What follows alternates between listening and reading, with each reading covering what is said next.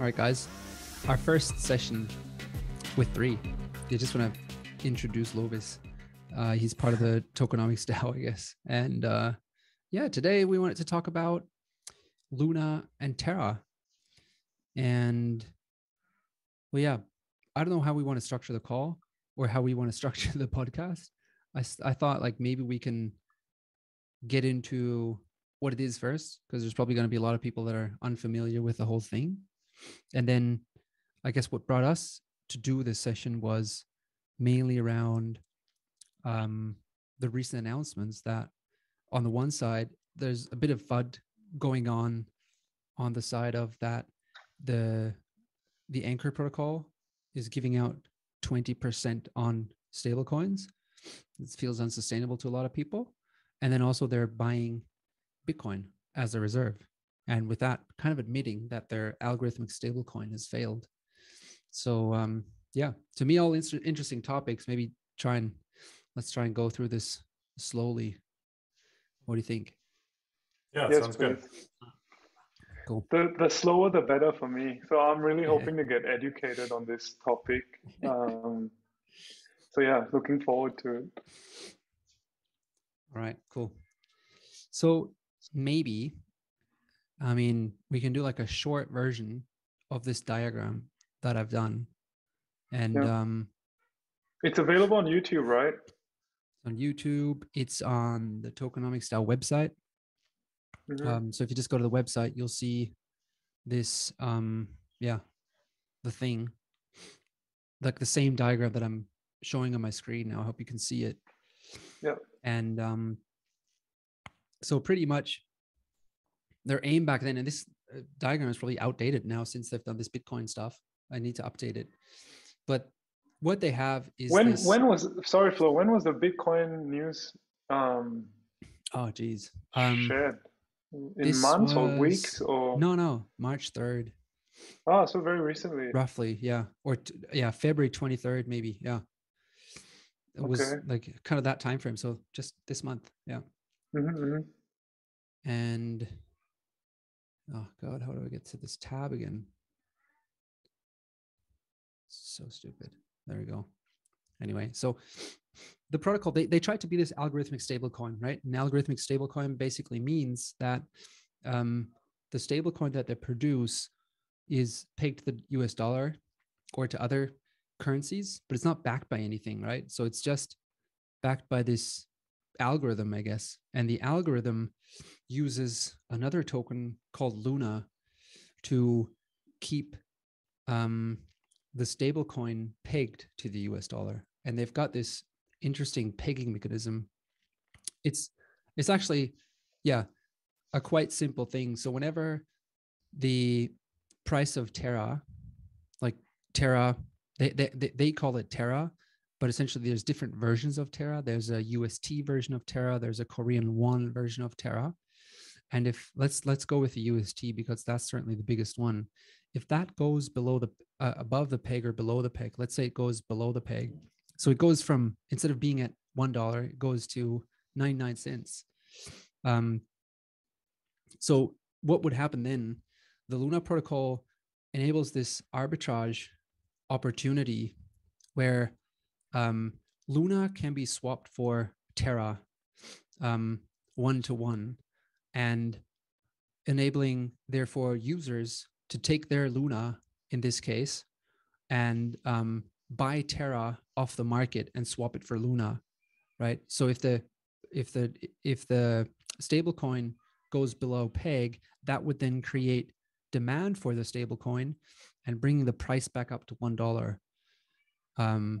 So that's kind of the mechanism that way. And the other way around is like if it goes above peg, meaning there's lots of demand naturally driving the price up, then the Terra Luna protocol incentivizes these arbitrageurs to sell Terra, driving the price down again, right? Just introducing supply to meet the demand and bringing it back to $1. So that's kind of what the whole mechanism does.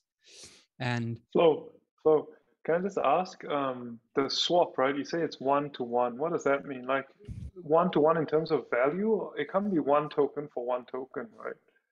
No, well, the like it'll be tied to the value of the Luna token, right? So currently, I guess the Luna token is worth $93. Yeah, And so one Luna is swapped for 93 UST. understood. So Okay, so at so that this time, whatever the trading value is, you would yeah. One to swap that one SOL and nominal in. USD terms, right? Understand. One. Okay, okay. Yeah. And so yeah, this guy Murray Rudd, maybe we can link him. Not that I understand everything that he writes about and talks about, but he seems to have like understood this in a way and has modeled out the craziest scenarios for like what could happen with this mechanism. Like, and the play here, I think what Luna is going on, what they openly also said is the more users will use this UST stablecoin, the more Luna will need to be burnt in the background to create these stable coins, right? To like introducing supply of that Luna, introducing supply of that stable coins, Terra, will require Luna to be burnt. And if that gets burnt, it gets scarcer and scarcer, reducing the supply and driving the price up. So Murray Rudd, he basically has like these crazy simulations, calculations of how high that price could go if we see demand for the stablecoin increasing.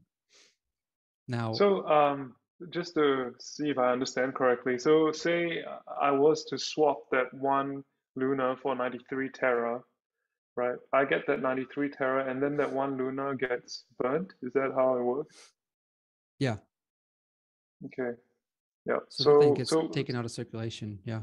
yeah. So as more applications come online, the demand for Terra goes up. So UST has pressure to go above that $1 peg, right? Mm-hmm. And so then Luna gets sold into this protocol, Yeah. creating Terra, and every time that happens, you burn Luna, Yeah. which Exactly. then makes the Luna's price go up. Yeah. Yeah. Yeah. Exactly. Because you're taking. And then where the FUD comes from is that basically somebody holds $1 billion UST, so that, you know, the stable coin, and they want to redeem it for Luna, then that would have the opposite effect, right? So then there would a bunch of Luna would be created, increasing supply, which could crash the price of Luna. So Yeah. so a lot of people think of it as Luna being collateral for UST. And so basically you could have a bank run situation. If everybody wants to redeem the UST for Luna, then that could be fatal for the system because, well. But that's crazy though. Like, why would people want to do that? It's weird, right? Like, why would somebody want to go have a bank run to run into Luna? You would think it's always the opposite direction. I don't think it necessarily needs to be them intentionally running into Luna. It could just be that they don't trust the stablecoin Terra anymore. And so they'd sell it. And it depends on what they sell it for. But essentially, that selling would lead to a lot of supply being on the market, right? And therefore, Right. the price of it going below peg. And then this mechanism sets in that would then automatically start buying off the selling off the Luna and introducing or creating more Luna even for that Terra that they need to take off the market. If that makes sense. Yeah. I hope I did. Understood. This is like, yeah, I always struggle with every single explanation because you mix up the words and then you're like, oh God, how does this thing work? Okay. But so basically what Lovis was saying, right? Lovis, the FUD is more like not a run on the integrity of the whole stablecoin itself. People feeling worried that it will not hold its value and therefore cashing in. Exactly, so dumping UST somehow, and then right, there's these two. I guess there's maybe even more than two mechanisms, but the two that we just came across. So one is if they redeem for Luna, that would be like directly, that would probably be pretty bad. And the other is, like Flo said, if there's an oversupply of UST, which makes it depeg, and then causes the protocol to kick in and just increase, like basically So basically, See? you know, yeah, it's hard, right? So let's talk this through one more time. So if Terra goes below peg, say it goes to 99 cents, right? That means we need buying pressure for UST, correct? Yep. And we create buying pressure by minting Luna? No. Yeah. So see here, Terra price is below peg, and then we mint Luna, and then we offer that Luna for a swap, and the arbitrageurs would then go take that Luna and like buy Terra on the market to get that Luna, right? So we mint that Luna, it's available here in this market maker, and then the user goes, he buys some Terra off the market, introduces therefore demand for it, bringing the price back to the peg, and then they then swap that for Luna, and the Terra gets burnt, taken out of supply. Oh, yeah. Okay, because so maybe you guys already understood this, but so because the arbitrageur basically pays 99 cents to receive $1 worth of Luna, right? That's why the Luna has to be minted. We need a supply of Luna nominally 1-to-1 with Terra, but the Terra is cheaper right now. So you're basically buying on the market, $1 of Luna at a discount. That's where, I got it. Yeah. And vice versa, right? Yeah. Okay, cool. Well, this is complicated. So it is, yeah. But like, I mean, like an easy way for me to always see it is like, and a friend of mine recently asked me, said like, man, I don't know why this happens, but whenever ETH and this stuff goes up, then Terra goes down.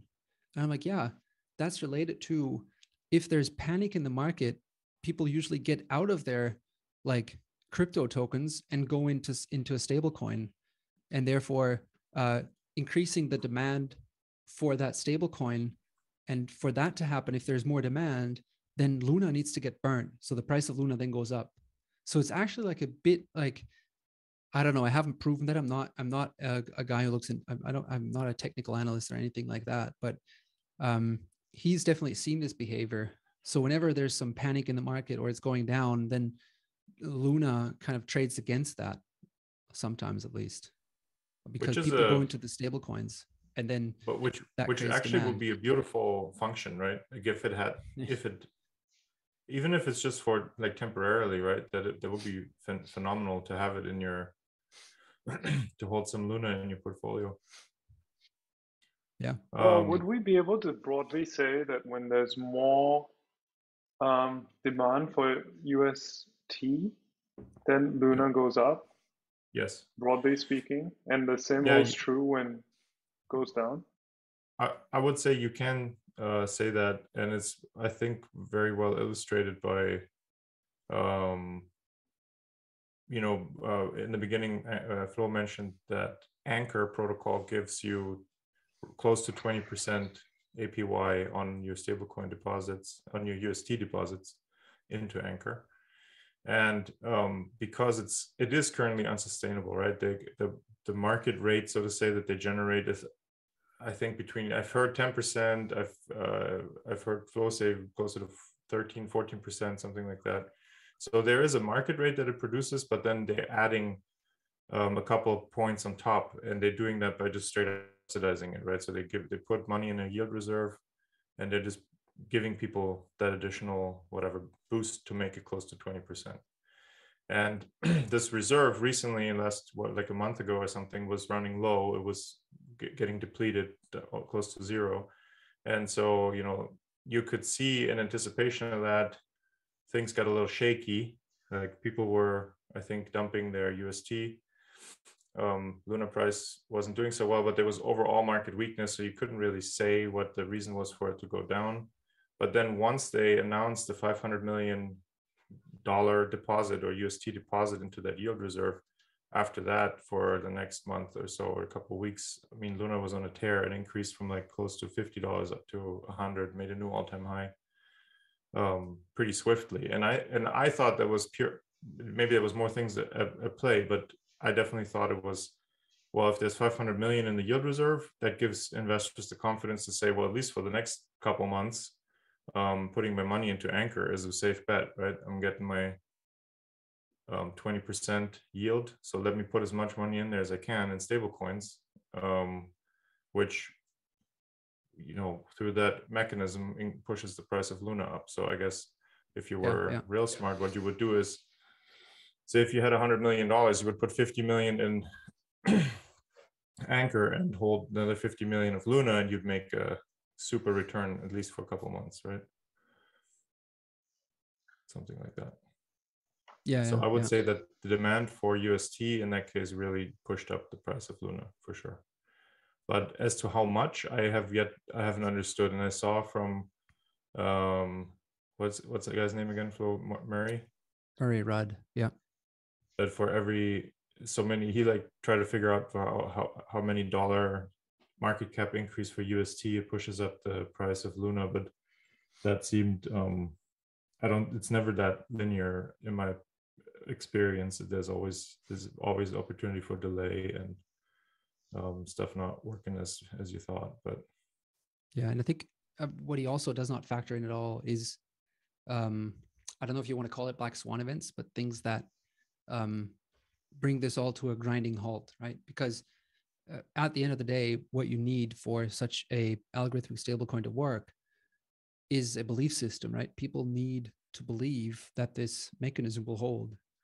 And that's quite something, because it's a decentralized protocol and it's a really hard, we guys just struggled for 15 minutes to explain the thing. I hope everybody understood it, but it's not that easy to understand. And then there's stuff going on in the background. It's all changing all the time. So to me, this belief system is a bit shaky to keep up. And if you, I don't know, maybe you could compare it to the real US dollar, all inflation aside, but at least it's backed by the largest economy in the world and their military. And so Terra is really, I don't know, backed by pretty much nothing. They're trying to change that, but so you need a strong belief system to believe that UST will actually hold the peg, that it's going to stay stable, right? No matter what happens. Right. I mean, so and eventually, thinking that into the future, right? So currently, basically, it's an ecosystem that's being bootstrapped. So for me, any kind of of these stunts that they're pulling with the yield reserve and trying to figure it out, backing it with Bitcoin and stuff like that makes, I would give them kind of artistic license to try this out, because it hasn't necessarily been done. I know many experiments like that exist. And I think as far as UST market cap, they were actually one of the ones who've gotten the furthest, maybe furthest, I think. Yeah. But so, just the fact right now, it's psychologically, it's pegged to the US dollar, right? Other USTs exist, not USTs, but other Terras exist pegged to other currencies. But of course, the US dollar is the big one.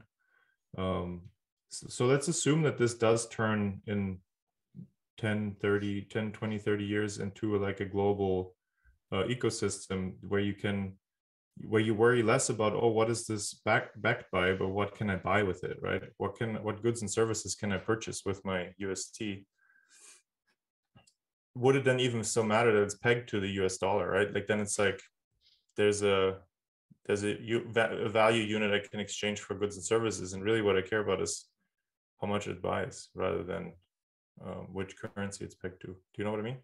Yeah. And I guess at that point, pegging it to the US dollar would be sort of slowing it down, or maybe, if it is this thing that you pay with globally, I guess there's better stuff to peg it to than the US dollar. You might see this happening now. Yeah. Maybe this is just always buys a barrel of oil or something like that, or an ounce of gold or whatever. Or gold. Yeah. I mean, the moment that the pegging mechanism is proven to be let's say it's time proven, right? Then they can just simply start to mint another coin that's pegged to something else, another token that's pegged to something else that people believe would be more interesting than the US dollar.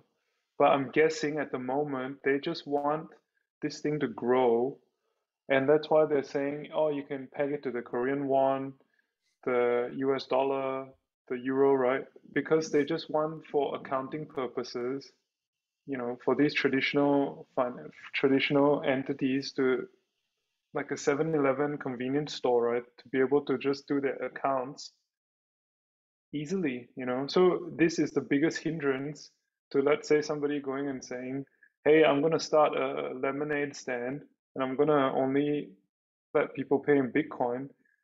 Once that lemonade stand gets big enough, they need to start worrying about, oh, how do I pay my taxes? How do I get the government off my back, right? How do I be that interface between the traditional world and the crypto world, So I think at the moment that just helps with everything when you say, oh yeah, I sold 100 lemonades for 100 UST, right?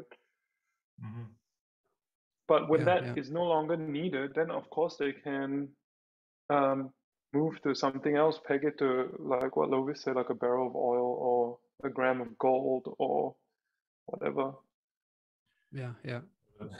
But so one guy, there's kind of like a critical thread on Twitter, which I do read with great interest. And of course, I'm not trying to be like a ultra fanboy. I do think it's a really cool experience, and I do have, for me, a significant amount of money in the Terra Luna ecosystem. Mostly, honestly, because there's some cool DeFi apps in there that produce yield right now, and you can surf those a little while, especially since everything else is kind of not so interesting.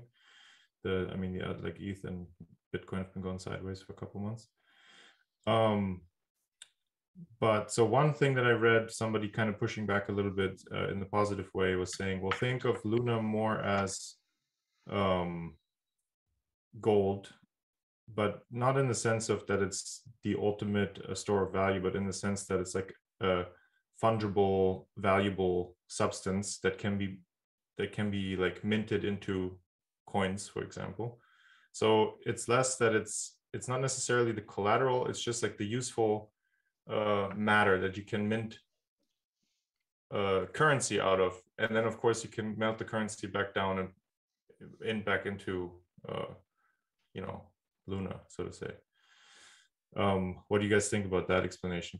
So the problem that I have with it is like, well, that makes sense, but that is basically saying Luna is the collateral for the system.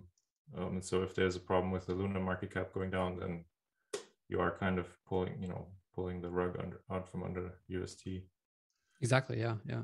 I mean, don't forget, I'm currently writing this like Ponzi article, and it's based on this diagram that Doomberg has created, where you have like these two economies, right? So Luna and Terra, they're still connected to the real world and can flow into fiat and can be sold off to fiat, right? So that's kind of the flaw, I think, in that description, in that collateral, because the collateral can shrink just by itself. You can sell it for fiat, right? And that's, I think, is what is the problem here. And I've seen some descriptions of this like death spiral where they've explained, I think I have it here, what can basically happen in this bank run scenario.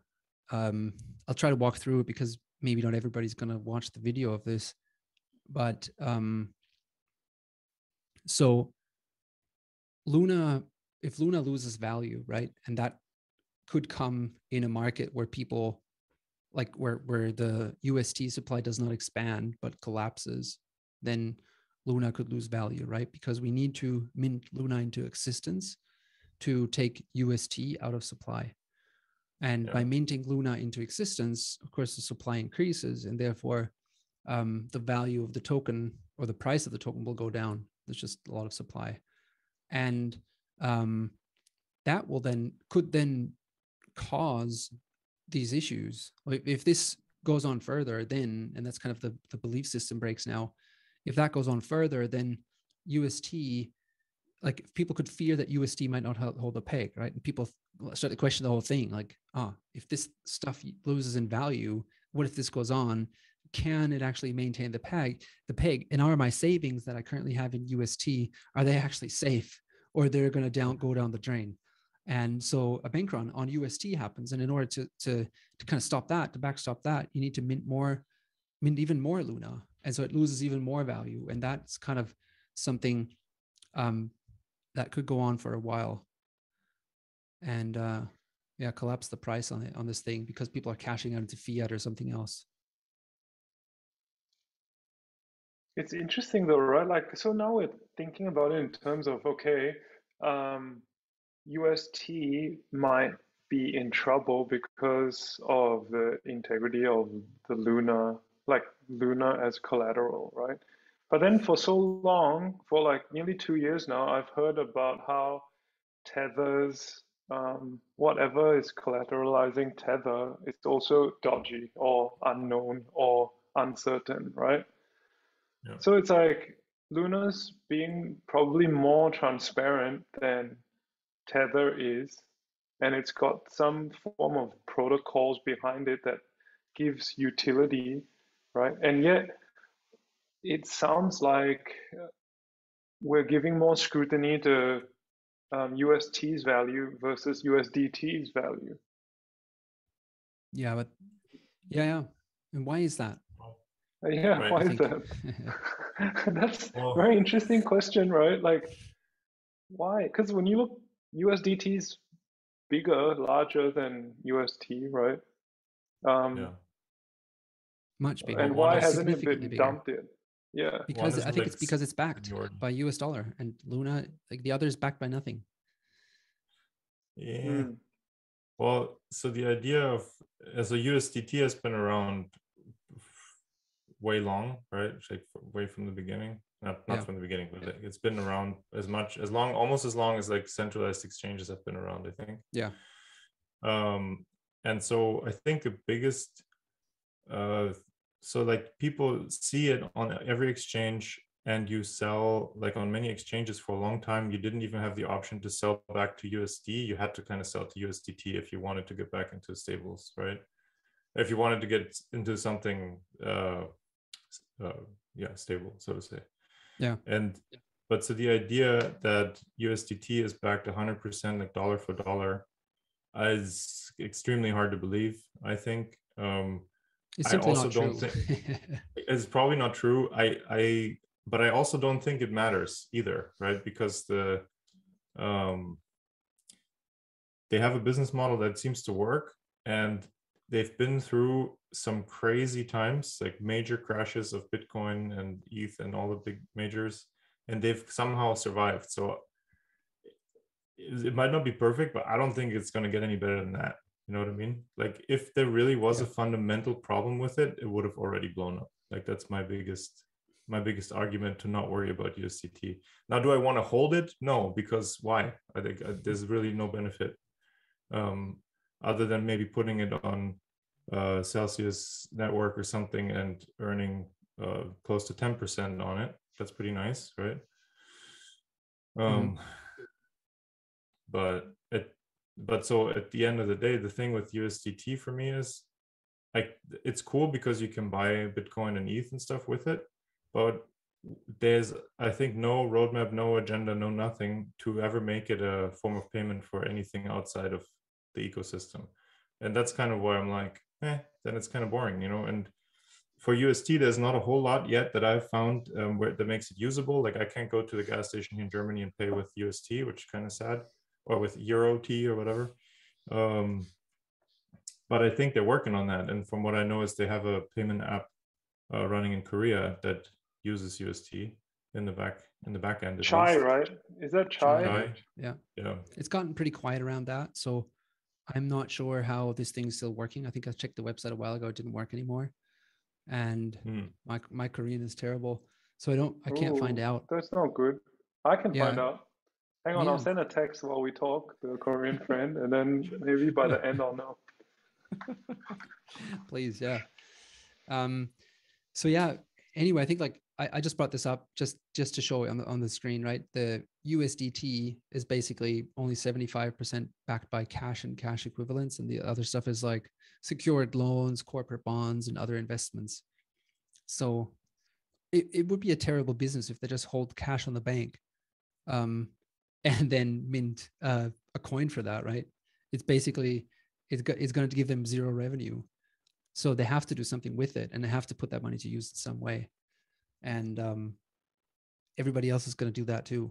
I don't know what USDC is doing specifically. They do but, collect yeah. transaction fees on USDT as well, though, don't they? Do they?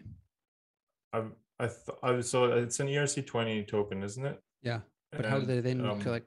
Yeah. Yeah, I don't know. I just assumed that they would get a cut somehow, but maybe not. Yeah, maybe we can check that. I'm not sure about. I'm not even sure how you would do that. Yeah. Yeah. So the crazy thing with USDT is when you look at the volume, like just on CoinMarketCap, it's insane, right? It's almost as high as the market cap in a 24-hour period. So that just means it's like a catalyst. Like it doesn't, nobody really wants it. It's part of the reaction, but it doesn't, it's the nobody liquidity wants of the crypto it's just ecosystem. liquidity. Yeah. And they all use it for changing stuff. Yeah, and that's super impressive though, right? Because that means the velocity of it is insane. Like the Fed would love for the US dollar to have that kind of velocity, because it would create in a bigger ecosystem, it would create prosperity, right? Because if the velocity of money is high, loans get created, money gets spent, and so forth. So consumption is high, basically. But USDT is only in this really narrow little thing, right? It doesn't do much other than buy Bitcoin or buy ETH or something. Yeah. But I mean, even though it's only backed by 75% cash and cash equivalents, UST or Terra is not backed by anything at all, just by people believing in the mechanism. And what I find interesting is that it went along for a while, and I think it was a really cool try. But now what the team has introduced, I don't know when, like Jason, you asked that question, right? On the beginning of March, they've said, I don't know who this guy is, but he seems to be like part of the founding team, Terra Money. And he says we are inaugurating UST's Forex reserve with BTC. So basically what they're doing in this, the corporation is called LFG, the Luna Foundation Guard. And I think they've received at Genesis, they've received some amount of tokens or something. So they're well cached or well stocked with tokens. And they're using these tokens now to buy BTC. And they're going to hold these BTC and hopefully use that to throw a wrench in this death spiral scenario. I think I've got an image on that. Maybe we can have a quick look at that, what they're trying to achieve with it. Yeah, I think I've got it here. The death spiral mitigated. But are they making, so does that mean they're making, I guess you're answering the question right now, making UST redeemable for BTC? To some degree, yeah. Because obviously, they can't back it like, I don't know, what rate would you back it, right? Not at the price of BTC.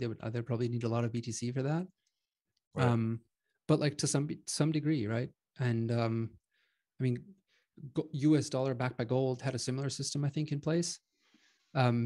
So if we go back to that death spiral that we had before, right? We said Luna loses in value, and that leads to people potentially fearing that the peg will break on the stablecoin UST, and so they go and sell that stablecoin because they feel unsafe with it. They cash in or buy fiat or something, and that would, in the death spiral, would lead to more Luna being minted to keep the peg, and would further send the price of Luna down because we're introducing more Luna supply. So what they basically introducing here is a step in between this bank run and Luna being minted, where they say that UST can be redeemed for Bitcoin, lowering the impact that it would have on Luna. Right. So there's and that's the idea. I think they've bought quite significant amounts of Bitcoin already. A couple of billion. Right. So the first thing I heard was 1 billion, and then later I heard something about 10 billion, but I don't know which one's which. that And sounds all right. Like they've been I've been reading some tweets. They've been not like quite significant amount they've been buying. but so this raises another question, right? Because the market cap of Luna is what, 20 billion or something? 25? You had it Maybe open 30. earlier. Yeah. 30.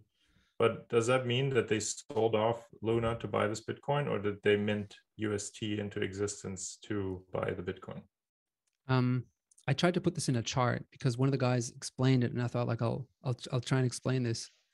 Mm-hmm. What's so, LFG? Yeah, That's the Luna Foundation Guard. Luna Foundation Guard. So it's something this Sounds entity. like sounds like let's fucking go. I know. I love I the think sense of that's humor what they're that these trying to guys have, say. though. Yeah. I think that's awesome. So that's another thing, right? We're talking about this decentralized stablecoin, and they are now introducing this LFG thing, which seems to be a pretty centralized entity, which is buying Bitcoin and holding that. So that's one of the questions that I have for the ecosystem. You know, are they still a decentralized stablecoin if they now have a centralized entity who holds Bitcoin and controls how that gets introduced? Doesn't sound that decentralized anymore to me. And the decision that was made, Flo, how was that a decentralized decision, or was that a how was that decision Good question. made? Yeah, I don't know. Because I don't know what. Yeah. if did they need a vast majority to make such a decision? Because you would say that this is quite significant, right? Like on the roadmap to what it needs to be going forward. You can, like Messari often has that kind of information, like on Terra or Luna. Maybe they can, in their metrics, they can tell us about the somewhere they have that usually. I'll try and find out. Token economics, and then they have some token distribution. Okay, I can't find it. I'll maybe try and do that later. But I could imagine that this LFG, they've gotten a bunch of Luna at the launch for very, very cheap prices, right? So they might have just gotten it as Genesis supply when they minted all that Luna. And so they've gotten this stuff, and it's like this entity that they founded, and Do Kwon, the founder of Terra, might be on the board of it. Who knows? But now they're sitting on all this Luna, and they have a ton of that, and that's worth like billions and billions of dollars because Luna went up so much. So what they now did is probably they sold Luna into the protocol, right, to receive UST, and then they use that UST to essentially buy Bitcoin, right, and store that in their LFG reserves. So they're kind of giving away their Luna, and that's then burnt, and they receive UST for it. So that's kind of, I think, in isolation, this mechanism that they're doing. They've got a ton of Luna, and maybe what they want to do is they want to diversify this LFG. There's some cool thoughts jumping around on Twitter. Maybe I can link a few of these in the show notes. But I think that's kind of one part of the system, what they're trying to do here, or what they are doing. Yeah, I saw that the Genesis supply was like 1 billion, I think, if I remember right. I don't know, it's a round number, right? And the circulating supply is only like 350 or something, right? So does that mean that they've still got that massive 75% war chest that still they can use for? That's a good question, yeah. Like who decides, you know? Like, yeah, you see? Yeah. There max it is, supply, that's 1 billion, 1 billion, right? And they have circulating supply of 360. That so means there's like where's that 700 640? million around. Yeah. Good question. So if you're these guys, so one reason why I kind of decided to to invest some money in Luna was because I watched an interview with Do Kwon on Real Vision, and two things that he said a couple of things he said. So one, he's like, well, he had identified that stablecoin is one of the killer apps of in the cryptocurrency world. Basically, he's like, the store of value is occupied with Bitcoin, the internet computer thing is done with Ethereum, even though, you know, some scaling issues, whatever. But he's like, the fully decentralized stablecoin, like that's a killer app. If somebody can solve that, that'll be intensely popular, and it'll actually help mainstream adoption massively, right? Like if you believe in Web3 being the future and stuff. So that made sense to me, and I was like, yeah, that's cool. Then the other thing he was like, and this is just maybe because he's kind of flippant, but maybe other people would think he's arrogant, but I just thought I liked it. Was like, you know, I'm not. So there was questions about, well, what are you going to do about, you know, this, maybe there'll be legal trouble ahead with the SEC and stuff. And he's like, well, I don't think they've ever dealt with a founder who doesn't need the money and who's not afraid to go to jail. And I was just like, dude, I respect it, right? If he's not afraid to go to jail over a project that he believes in, then I'm like, more power to you. I think that attitude is good. And, you know, he's not a US citizen. He doesn't live in the US. Why would the SEC's opinion of this matter much, right? I mean, there's parts of this where it would matter, but just the general attitude I thought was cool. So having said all this, of course, now if these guys are sitting on a bunch of wealth, it is incredibly seductive, right, to use something that didn't cost you anything and buy real assets with it, and real assets in this case being Bitcoin. And it just, as long as it stays in the ecosystem, I wouldn't have a problem with it, even though what you say, Flo, is right. Of course, it pulls into question, is this thing still decentralized? Is it still really an algorithmic stablecoin? Probably, I don't know. I'd have to think about that. But the other thing is, of course, then if it comes out somehow that there's some embezzlement going on, like that would, for me, that would kill the integrity of the project big time, right? Yeah. And another red flag for me, right, is you know, right now we're still talking about it and we're not up in arms because they decided to buy Bitcoin. But what if they decided to buy something else? Like what if they bought, I don't know, Doge or, you know, something else, right? And what would we then say? It's just that right now Bitcoin has this very high reputation, right? So when they say, yeah, we're buying Bitcoin, we go, oh yeah, that makes sense. That could be used to cap or cut that death spiral before it gets too bad. But the question, I think, like what Flo was alluding to earlier, how decentralized is it in terms of its structure and also in terms of how that decision gets made to use that large amount of wealth, right, to deploy it? Like, yeah, how does that work? And then my own perspective on it is that whole sequence, right, Flo, that you had, that death spiral, it starts off with a bear market putting pressure on crypto assets.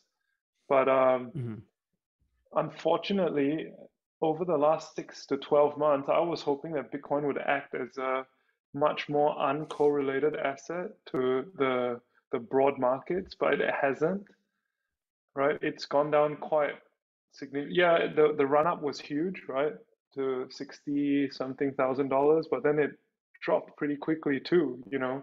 So when you need something to be a ballast in those downdrafts, when everyone's panicking, I'm not sure if Bitcoin offers as much as we would like it to in terms of its stability and uncorrelatedness, you know?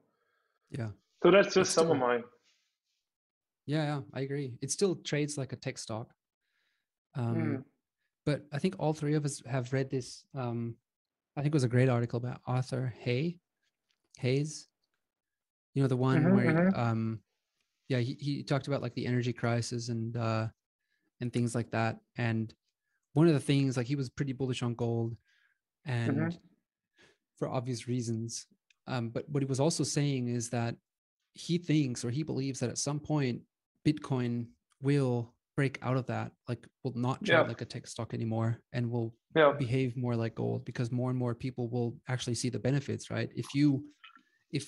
If gold goes up tremendously and people are trying to figure out how to ship gold from A to B, they might get aware of this other solution that's out there that's also scarce and backed by energy.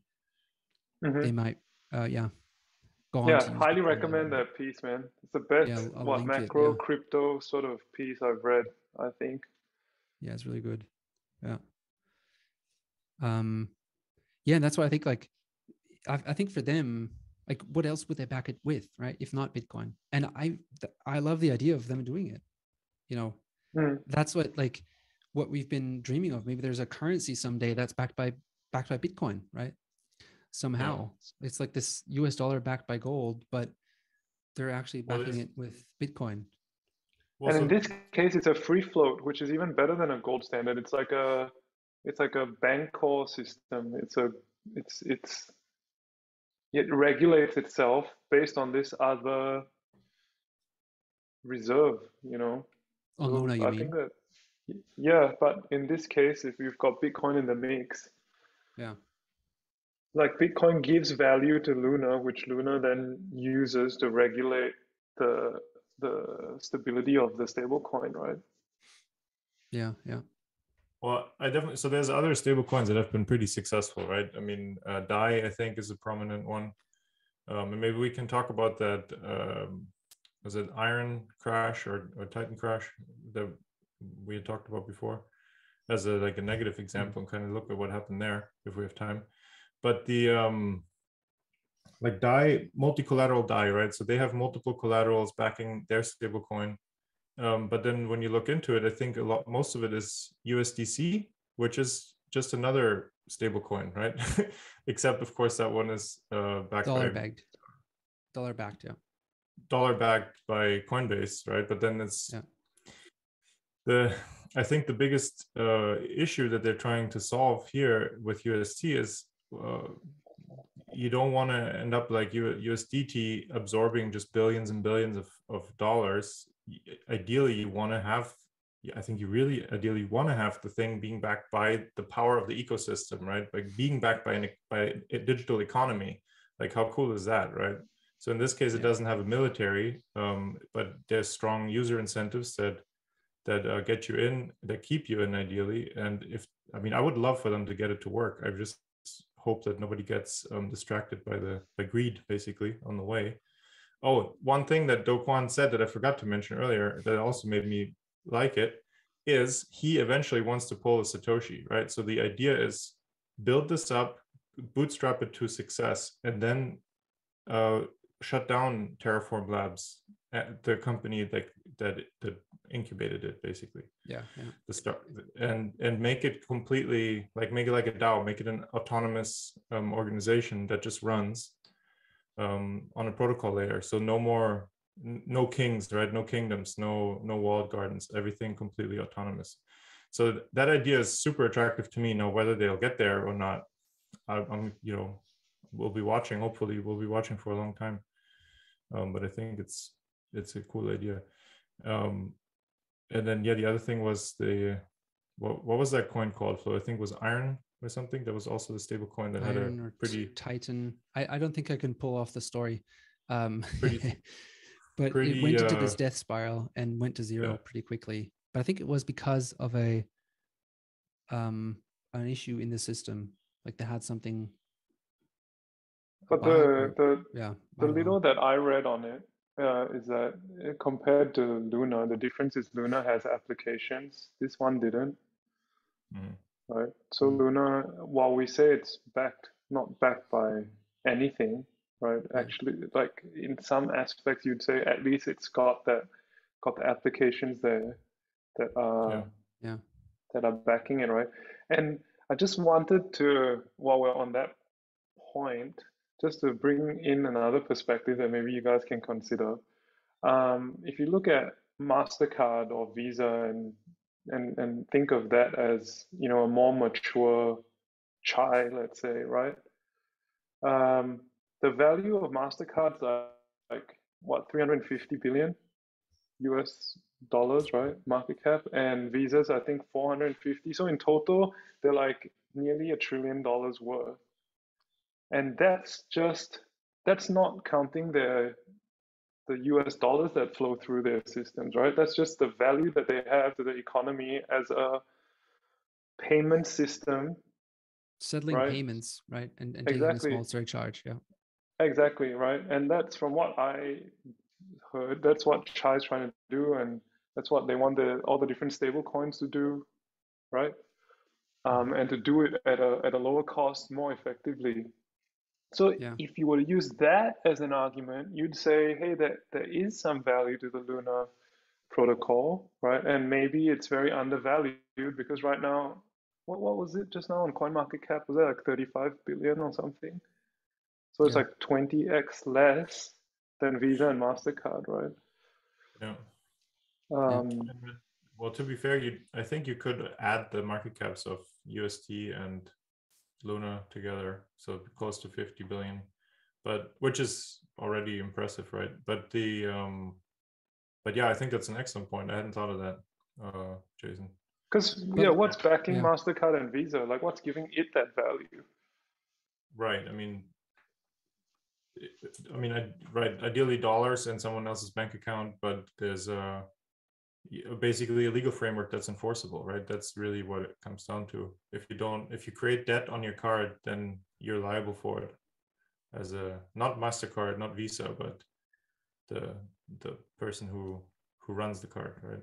Well, but I guess they also have the software to do like this settlement, right? Exactly. This like I think high that's transaction speed that needs like backend and software to do that. Yeah.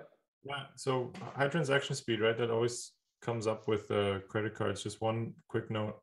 So yes, they can process a bunch of transactions, but settlement is actually super slow, right? Yeah. 30 to 60 days, depending on the vendor's settings. But that's because so of the even banks, right? Yeah, but so even Bitcoin's faster than that, right? Everybody always shits on Bitcoin. Oh, only 15 transactions per second. It's like, yeah, but they're settled. Like they're done. They're no one's liability anymore. So okay. Yeah. I agree. So there was this other thing, Flo. I don't know if we want to get into it, but so what is the deal? You got excited about this connection between Terra Luna ecosystem and Thor chain, right? Oh yeah. But I'll take a note of that. I just wanted to do like this one more thing to close this up, because Jason was just talking about application, and yes. While Chai, I've got no idea what Chai's doing. Maybe you can find out from your Korean friend. Who knows? Oh, I got a response. She's like, dude, sorry, bro, no idea. Never heard of it. There you go. So see, I guess it's not doing They're that well. Yeah. Anyway, like, but one thing I did find out, and I found that is very, very interesting, is Anchor. And this Anchor is a borrowing lending protocol that they heavily subsidize. Also, the Terra ecosystem heavily subsidizes that, and it gives you 20% yield on your stable coins, right? So you can buy a ton of USTs and you can deposit them into Anchor, and they give you a fixed yield of 20%, which is pretty damn high, right? And what that essentially does is, and 20% yield is not sustainable. We talked about it earlier. From the borrowing side, they don't nearly get that much. And so there's some other stuff that flows into that, but essentially it's a huge marketing thing in air quotes, kind of, where the foundation, they subsidize Anchor with fiscal stimulus. So they prop it up with UST so that they can sustain this 20% yield in the ecosystem. And the 20% yield, what that does again is the 20% yield creates a lot of demand for USTs, right? Because it's really hard to get that anywhere else. That stable and that safe. You just take your dollars and just put them in, like easy as anything. It's super simple. But what that does is it creates strong demand for UST, burns Luna, reduces Luna's supply, and brings up the price of Luna. And guess who has Luna? Is the Luna Foundation Guard, right? So they've got Luna. So with this mechanism, and that's, to me, it's kind of like circular, right? They're supplying this UST in here, propping up the 20% yield, hoping that people will keep buying USTs and depositing them here. And with that, then burning more Luna, increasing the value of their bag that they're holding with their Luna. And then maybe using that to buy some Bitcoin to diversify. So that's a very interesting mechanism. And on top of that, what I found out is that the majority of the UST that's used is tied up in Anchor.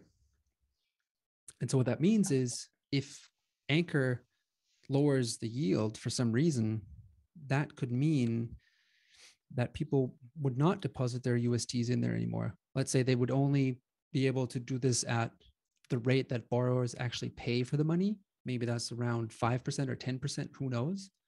But that would then mean it's like a much less competitive. It's 10%, not 20% anymore. And you can get that elsewhere.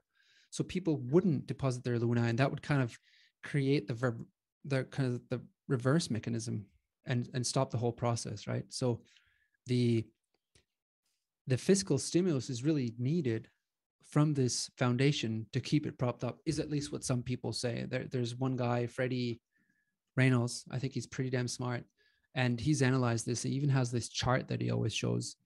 And on this chart, you can basically see the anchor reserve, how that's chugging along in like feeding these 20% that people get on their deposited stable coins. And they've just recently, in February, they propped it up with another 450 million UST stable coins. And it's already going downhill because there's lots of people that have their stable coins in Anchor earning yields. And so the guy even has this like runway, and he says like less than 100 days until they have to prop this thing up again.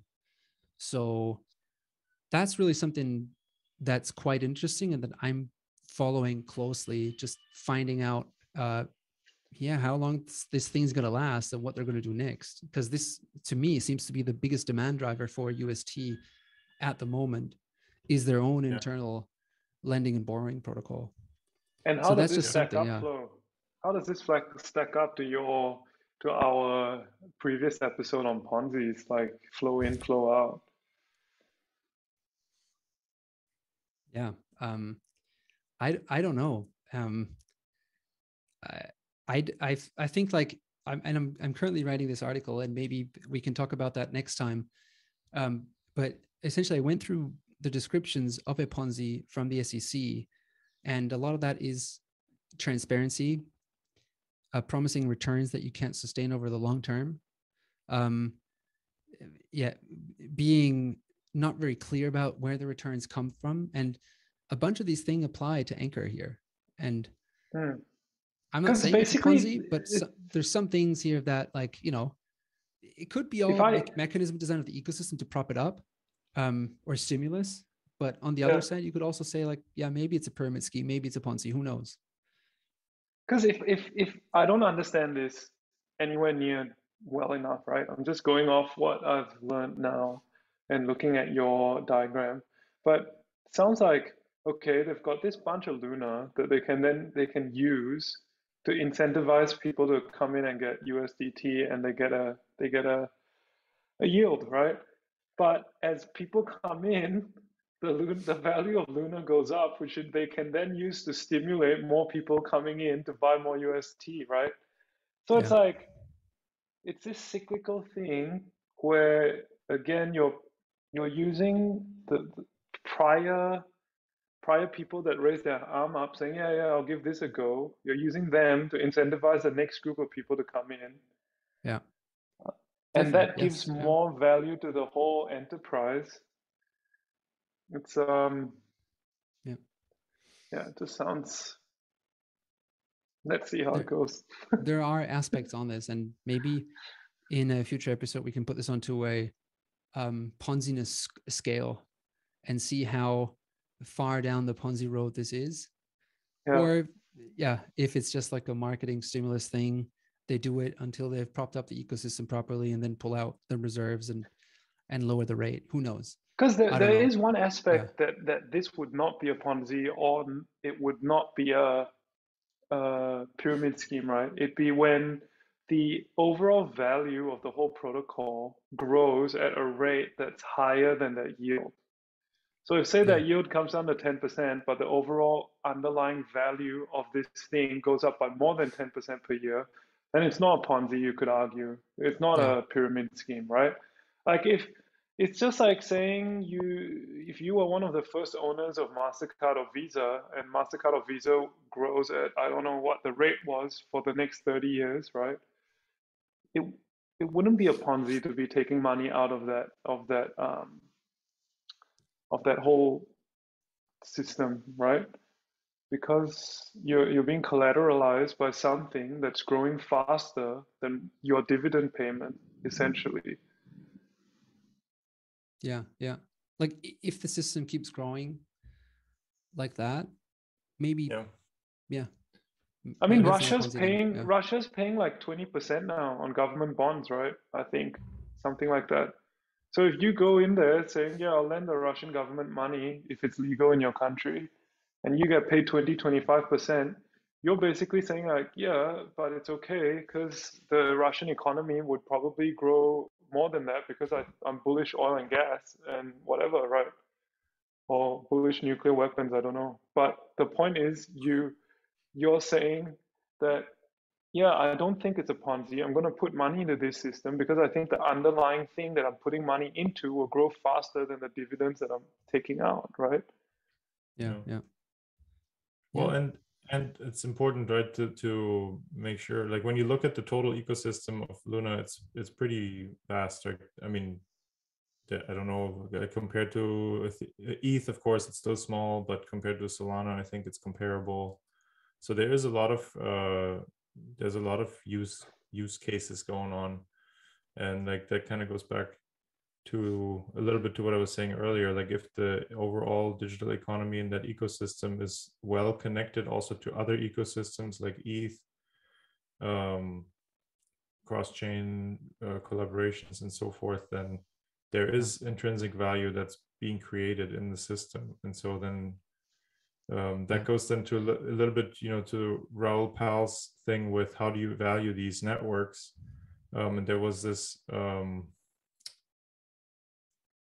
Metcalfe's law, right? How to value network effects, the value of a network. So there's part of that, and then but more recently he's kind of broken it down even simpler, where you can come up with a pretty close approximation of the value of the ETH and Bitcoin and Luna and Solana and many of these active networks by looking at active wallet addresses. So kind of use that as a proxy for users, and then multiply it by transaction volume, right? So transaction volume in like not like wash trading and centralized exchanges, but like actual economic activity, so to say.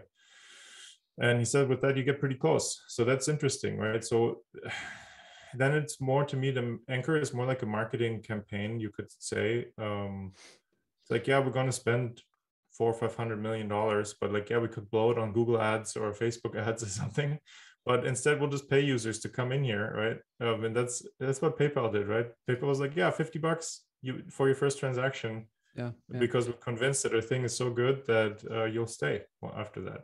So I'm not, you're right, like I said, I'm not saying that it's going to work out. I'm just saying it's like, why not? If you can, just try it and see. And then if the users stay, now that's a whole other story, right? We'll see. Yeah.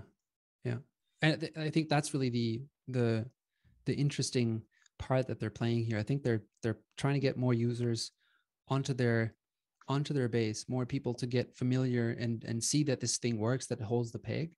And I mean, their ultimate goal is to spread this as far as they can. And a part of that is they're bringing this to other chains. And I think they've spoken to Avalanche. They've brought it to the Ethereum ecosystem. And now we can get to that topic.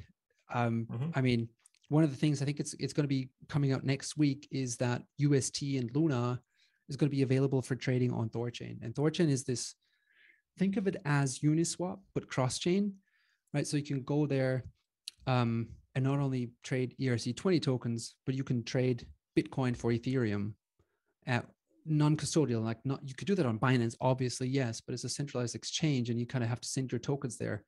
But with this, you can plug in your ledger with Bitcoin and you can plug in your ledger with Ethereum. You can swap it one for one without sending it to anybody else.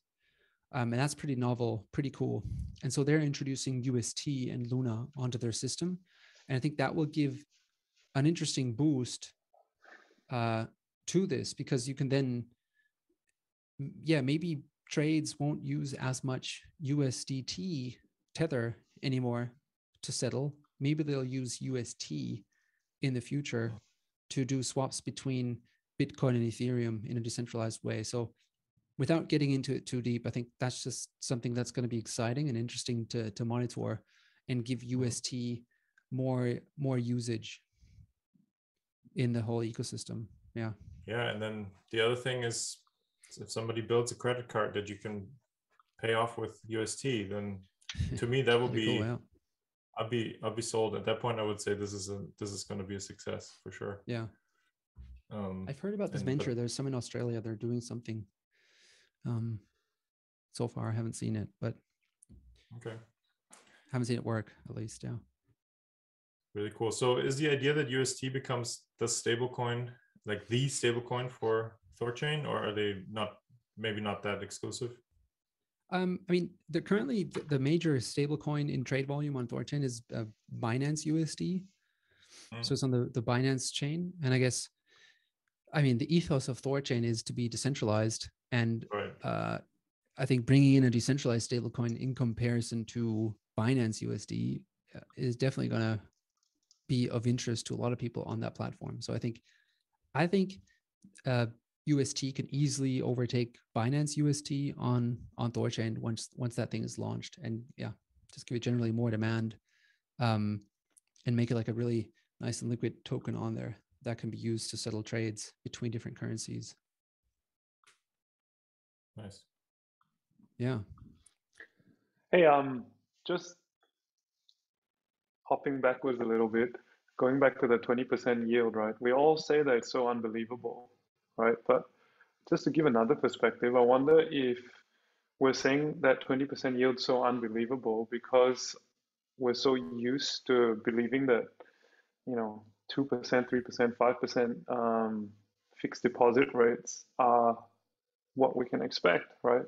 Like most of our formative years plus our adult years have been under financial conditions where putting money in a bank would be a fool's errand because you're taking all the risk with no reward.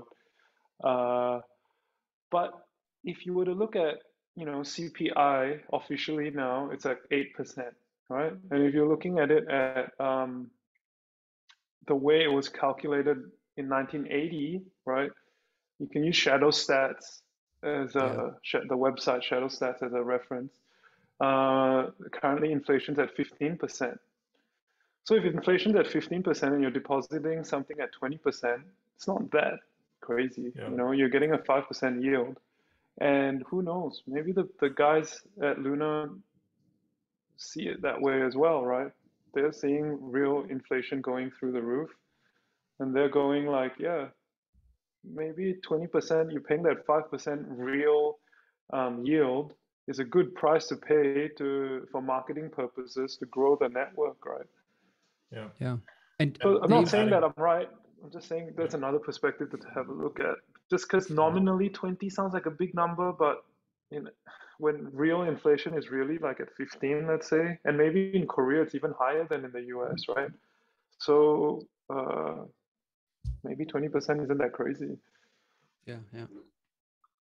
Yeah, and adding to that Web3 overall, or crypto overall, is growing at a clip of over 100% annualized, right? The total of everything added together is growing faster than the internet, fastest growing technology ever. So then it really doesn't seem so ridiculous to think that 1/5 of that growth could be paid back to users, so to say. And the other thing, when Michael Saylor started buying Bitcoin officially with MicroStrategy, he was also talking about this, war on currency that's going on, and he with his analysis laid out that basically, well, it's one thing he said is like, well, any assets that you would want to own, that you would want to exchange your US dollars for, are so overpriced that it's kind of pointless to buy them.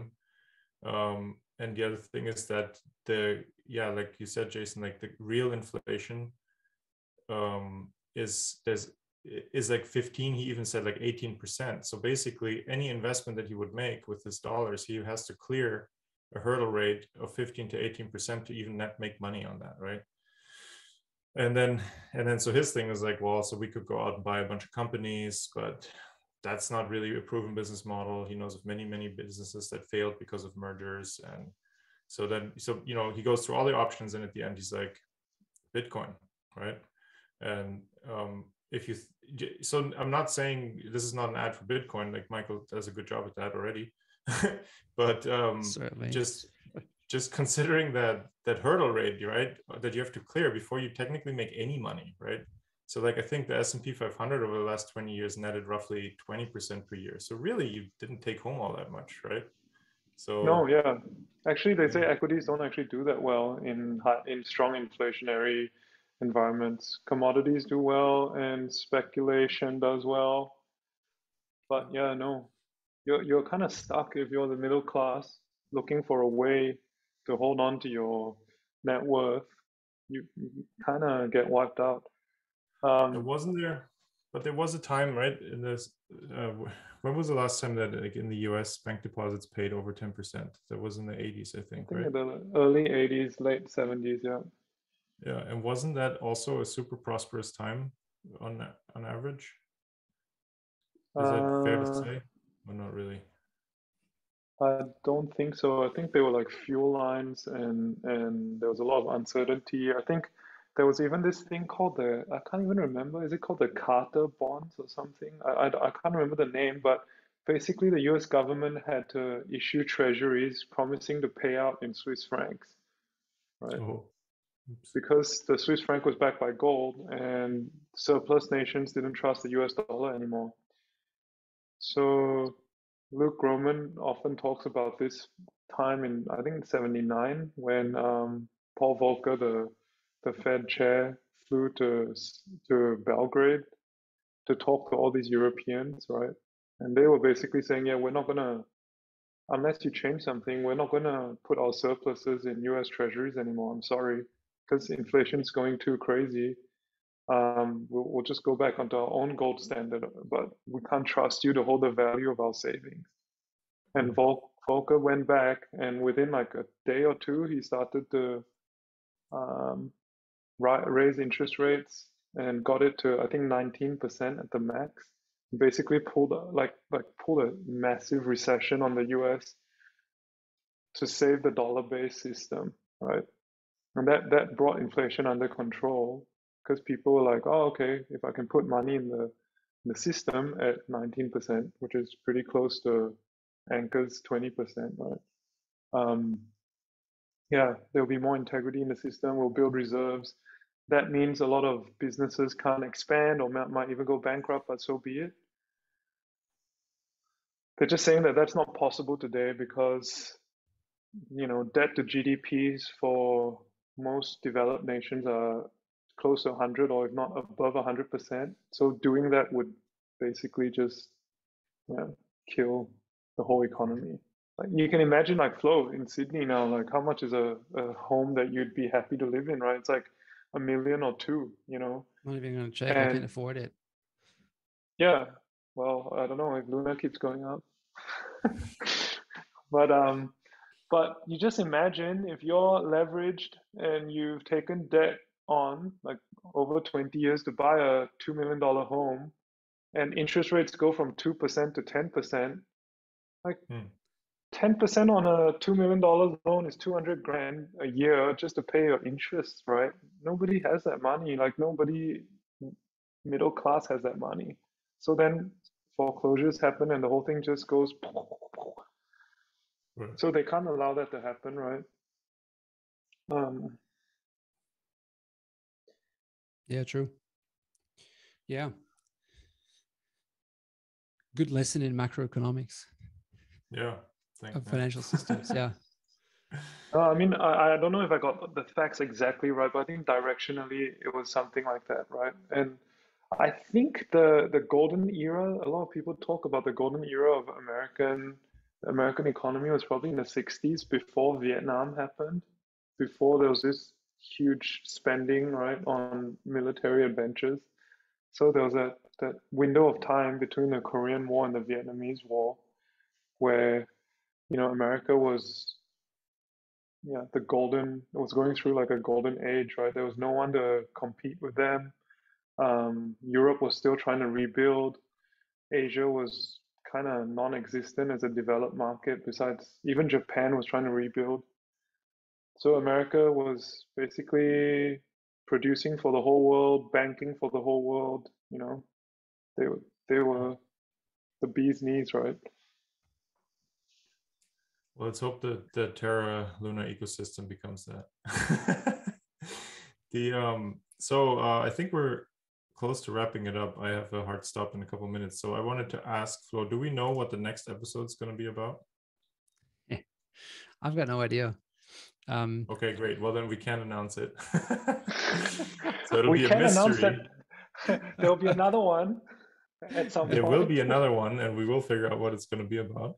And then the other thing is, so we're part of the Tokenomics DAO. You can follow on Twitter and at Tokenomics DAO. You can find that Twitter account and join Discord, because I cannot repeat the link because it's just a bunch of gibberish. And we'll link it down below for sure. Yeah, we'll link it in the show notes and on YouTube, wherever you find this. We have nerdy conversations like this all the time. And if you have something to add, maybe you can be on a podcast episode in the future. Yeah, like it or even just even if there's like ideas, just so we know what you're thinking. Yeah, exactly. Yeah. Ideas on this, topics that you'd like to talk about. Like Jason and I sometimes, we don't really schedule a topic up front, but then a couple of days before the time, like we usually do every Thursday, we come up with something and I just like, let's talk about it. And then we do. And so it's actually something that we want to talk about anyway. And then we just decide, we might as well do it seriously and record it. So, pretty fun. Yeah. Has worked best anyway. Yeah. Cool, guys. And I usually learn a lot. Like right now, I feel like my knowledge on Luna Terra has increased significantly thanks to you guys. So much thanks. Mine did too. So well, the rabbit hole is way deep, so I can give you a little spiel on DeFi, like Terra Luna DeFi plays. This is pretty cool, pretty good stuff in there. Maybe we could do that next time. Yeah. Talk about what to do with your tokens in these ecosystems. All right, then cool. I'll have to scoot. I need to go pick my kid up. There you go. All right. Thanks everyone for listening. Catch you guys later. Thank you. See ya. Bye.